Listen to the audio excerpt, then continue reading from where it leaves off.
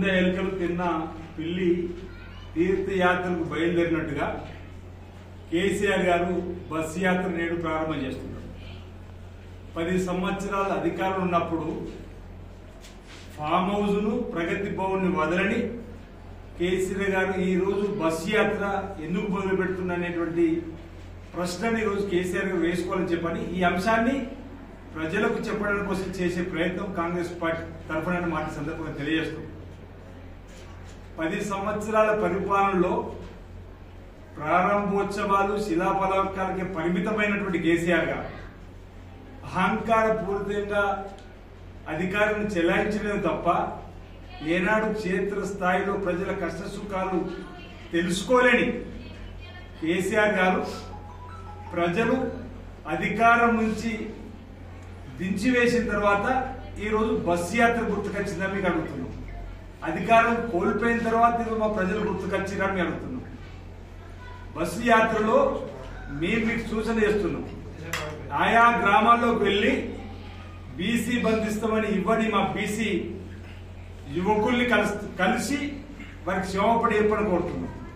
దళిత బంధు ఇస్తా అని చెప్పి దళిత బంధు ఇవ్వనందుకు ఈరోజు మా దళిత సోదరులకు క్షమాపణ చెప్పని కోరుతున్నాం. యువకులకు ఉద్యోగాలు కల్పన చేస్తా అని చెప్పి ఉద్యోగాలు ఇవ్వనందుకు, నిరుద్యోగ వృత్తి ఇస్తా అని ఇవ్వనందుకు, రైతు రుణమాఫీని ఇంకా అనేక మంది రైతులు రుణమాఫీ చేయనందుకు ముందు క్షమాపణ చెప్పి బస్సు ఎక్కువ కేసీఆర్ గారు చెప్పని మేము అంటున్నాం. అంటే అధికారం దిగిపోయిన తర్వాత నీ బస్సు యాత్ర ప్రజల దగ్గరికి 10 ఏళ్ళు మీరు అధికారంలో బస్సు మీకు కనిపించలేదా అంటున్నా. ఆ 10 సంవత్సరాల బస్సులో ప్రజల దగ్గరికి యాత్ర రూపంలో వచ్చి ప్రజల కష్ట సుఖాల్లో ఎందుకు పాలు పంచుకోలేదో అంటున్నాం. అందుకే మేము అనేక సందర్భాలు అన్నాం. డబుల్ బెడ్రూమ్ ఊదరగొట్టిందే కేసీఆర్ గారు. మీరు వెళ్ళిన గ్రామాల్లో ఇప్పుడు అడగండి, డబుల్ బెడ్రూమ్ మీ ఊర్లో ఎన్ని వచ్చినాయి? చేతులు లావడితే ఓటు అడగండి. అక్కడ ఇందిరా మిండ్లు ఎన్ని వచ్చినంటే ఆడ ఓటు అడగకుండా ఉండండి ఉంటున్నా. మీరు ఏ గ్రామంకి వెళ్ళినా ఇందిరా మిండ్లు ఉంటే తప్ప ఇందిరా డబుల్ బెడ్రూమ్ లేవు.